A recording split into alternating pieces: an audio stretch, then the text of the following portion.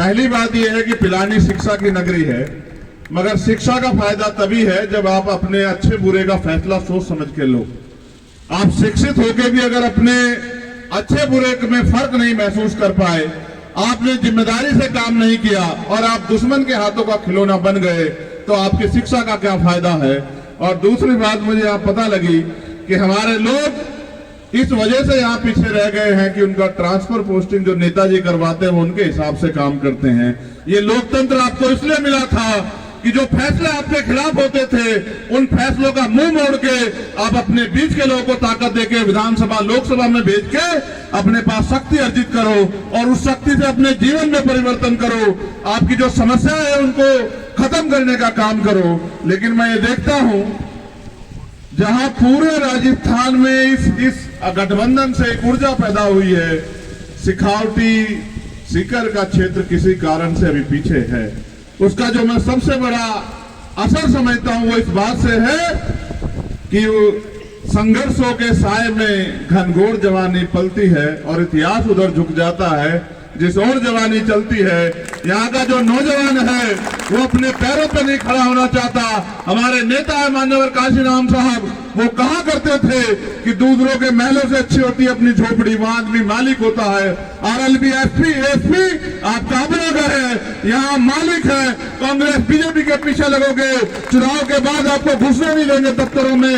आपके काम को तो बहुत दूर की बात है, आपके आंसुओं को भी नहीं देखेंगे। आप अपने दल को मजबूत करोगे, आपका नेता मजबूत होगा और जिनका नेता मजबूत होता है उनके साथ समस्याएं नहीं होती। जिनका नेता ताकतवर होता है उनकी समस्याओं का हल होता है। हमने तो ये तय करके कि यहाँ का किसान का मेरा जो है वो भाई हनुमान जी बेनीवाल के साथ खड़ा है, हम लोग अपनी शक्ति को उनके साथ जोड़ेंगे, एक नया परिवर्तन राजस्थान में होगा। लेकिन जिस तरह से शेखावटी के लोग अभी निजी स्वार्थ और निजी चीजों के साथ अपनी शक्ति को नहीं बनाना चाहते, उसका खामियाजा आपकी आने वाली पीढ़ियों को भुगतना पड़ेगा। अगर आपका दल मजबूत नहीं होगा तो आपके खिलाफ कानून बनेंगे। इसका उदाहरण है जो किसानों के खिलाफ कानून बने थे और इसका उदाहरण है अग्निवीर जैसी योजना आई। आज पेपर भर्ती में पेपर लीक होते हैं, बसों में बैठ के पेपर लीक होते हैं। किसके रास्ते बंद होते हैं? किसानों के बच्चों के, मजदूरों के बच्चों के, गरीबों के बच्चों के रास्ते में कमजोर होते हैं। आज बिजली माफिया यहाँ हावी है। आज तमाम तरह से आपके अधिकारों को, चाहे आरक्षण हो या सब चीजें, उनको छीनने का काम किया जा रहा है। अगर आपने नहीं सुधार किया, आपने नई ताकत बनाई, कहीं ना कहीं बाबा साहब अम्बेडकर ये कहते थे कि अन्याय करने वाले से अन्याय सहने वाला ज्यादा दोषी होता है। आप चुपचाप बैठ के अन्याय देख रहे हैं। आप ये सोचो, जब मुल्क आजाद भी नहीं था तब बाबा साहब अम्बेडकर और सर छोटू राम लड़ रहे थे। एक तरफ गांधी जी ने कहा, मेरी बात पे गौर करना, आपके बच्चों को सीख मिलेगी। गांधी जी ने कहा असहयोग आंदोलन चलाओ, लोगों ने सपोर्ट किया। उन्होंने कहा शिक्षा बंद कर दो, पढ़ना बंद कर दो। तो सब छोटू राम पढ़े लिखे व्यक्ति थे। आप यहाँ शिक्षा की नगरी में, उन्होंने कहा भाई आप कह रहे हो शिक्षा लेना बंद कर दो, मैं अपने लोगों को शिक्षा दिलाने के लिए लड़ रहा हूं। मैं जानता हूं शिक्षा जन के तरक्की के रास्ते खुलेंगे। उन्होंने कहा असहयोग आंदोलन ठीक है, लेकिन शिक्षा के साथ समझौता नहीं होगा। मैं अपने लोग कहूंगा पढ़ो लिखो आगे बढ़ो, और कोई रास्ता आपके पास नहीं है संविधान में। लेकिन आज आप देखिए, आज संविधान भी है लेकिन हमारे महापुरुष हमारे बीच नहीं है। इतिहास आपको सीख देगा। इतिहास को पढ़ो और जानो कि जब जब हम एकजुट हुए हैं हमने इतिहास लिखा है, और जब जब हम टूटे हैं हमारे सरों पे मुसीबतों का पहाड़ा हमारे सामने आ खड़ा हुआ है। आपको फैसला लेना होगा। ये सीट आपकी अपनी सीट है, आपकी संख्या किसानों की इतनी है, और अगर आप कांग्रेस बीजेपी के पिछड़े को बने रहोगे तो आने वाले ऐसे दिन होंगे कि आपके बच्चों के लिए पढ़ने के लिए यहाँ स्कूल और कॉलेज बंद हो जाएंगे, और यहाँ शराब और बजरी माफिया आपके बच्चों का जीना हराम कर देंगे। आपको फैसला लेना है। वोट एक दिन के लिए नहीं, 5 साल का भविष्य है। अगर नालायक लोग, निकम्मे लोग, लुटेरे, भ्रष्टाचारी लोग MP MLA बनेंगे तो वो सदन में जाके आपकी आवाज उठाएंगे या अपने पैसों की रखवाली करेंगे या लूट मचाई करेंगे। आप फैसला करो। और अगर पढ़े लिखे लोग, समझदार लोग, आपके बीच के लोग, आपकी समस्याओं के लड़ने वाले लोग आगे बढ़ेंगे तो आपकी क्षेत्र की समस्याएं खत्म होंगी। चुनाव के बाद कोई आपको दिखाई नहीं देगा। धंधा से घरों में बैठ जाएंगे, भ्रष्टाचारी जेलों की तरफ देखेंगे। अगर कोई आपके बीच होगा तो इस प्रदेश का भावी मुख्यमंत्री भाई हनुमान जी बेनीवाल आपके बच्चों के अधिकारों स्वाभिमान सम्मान की लड़ाई लड़ेगा। मैं बार बार आपसे कह रहा हूं, मौके पे जो चूक जाता है उसके पास उसका डब्बा खाली रह जाता है। चाय की बात करते एक प्रधानमंत्री बन गया, केतली के सहयोग से आपका आदमी मुख्यमंत्री क्यों नहीं बन सकता? या बैलेंस ऑफ पावर हमारे पास आएगा। आप अगर आपके यहां कमजोर हो तो आगे बढ़ के देखो किस तरह से हम लोग जो है किसान, मजदूर, कमेरों का एक गठबंधन, नौजवानों का, महिलाओं का, दलित पिछड़ों का एक गठबंधन, आदिवासियों का गठबंधन, अल्पसंख्यकों का गठबंधन किस तरह से आगे बढ़ रहा है। और जो न्याय पसंद लोग हैं वो भी इस गठबंधन के साथ हैं, क्योंकि कांग्रेस वाले कहते हैं बीजेपी के लोग भ्रष्टाचारी हैं और बीजेपी के लोग कहते हैं कांग्रेस के लोग भ्रष्टाचारी हैं, और दोनों ही लोग मिलके एक अच्छी जुगलबंदी से आपके सामने इस प्रदेश को चला रहे हैं।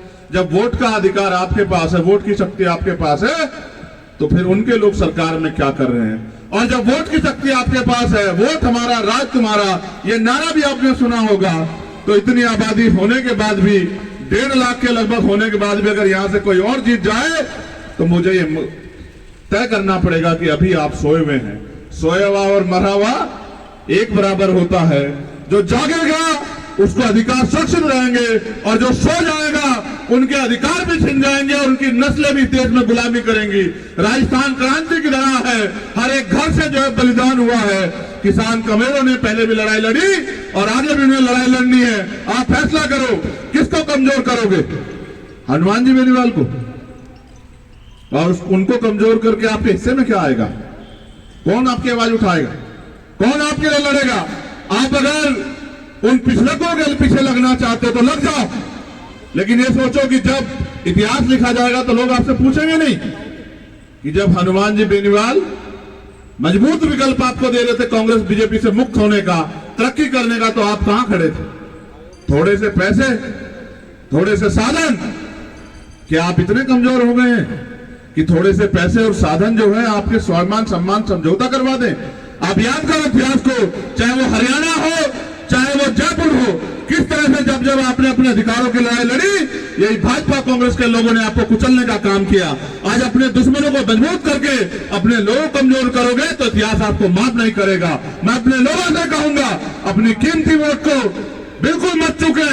आरएलपी और एसपी के जो चुनाव निशान जहां जहां है, गठबंधन का प्रत्याशी जहां है, चाहे आप एक रोटी कम खाना, लेकिन अपने कीमती वोट को राजनीतिक शक्ति बनाने के लिए अपने गठबंधन के चुनाव निशान पे देना और एक एक वोट देके ये साबित करना कि अब हम यहाँ गुलामी की बेड़ियां काटने की तरफ बढ़ रहे हैं। एक ऐसा राजस्थान बनेगा जहाँ महिलाएं सुरक्षित होंगी, जहाँ किसान सुरक्षित होगा, जहाँ मजदूर सुरक्षित होगा, जहाँ गरीबों के घर भी अमीरों के जैसे होंगे।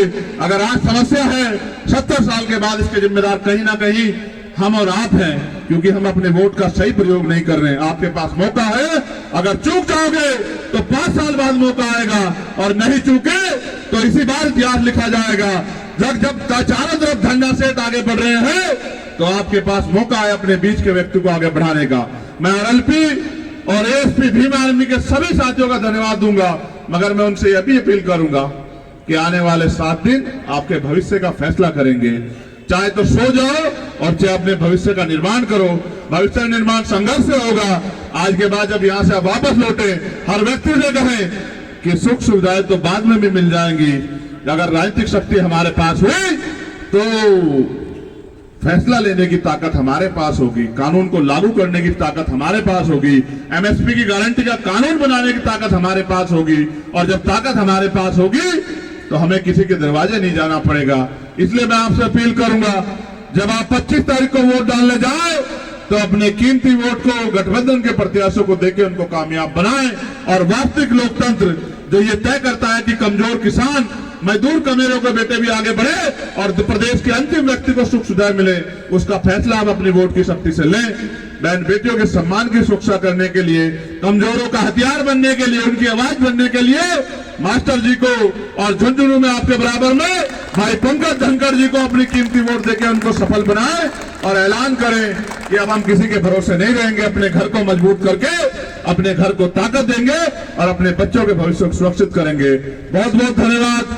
जय भीम, जय भारत, जय मंडल, जय जोहार, जय तेजाजी महाराज, जय भीम। आप सभी के लिए मंगल कामनाएं। मुझे विश्वास है कि जवानी उठ खड़ी होगी और अपने भविष्य का फैसला बहुत मजबूती से करेगी। बहुत बहुत धन्यवाद।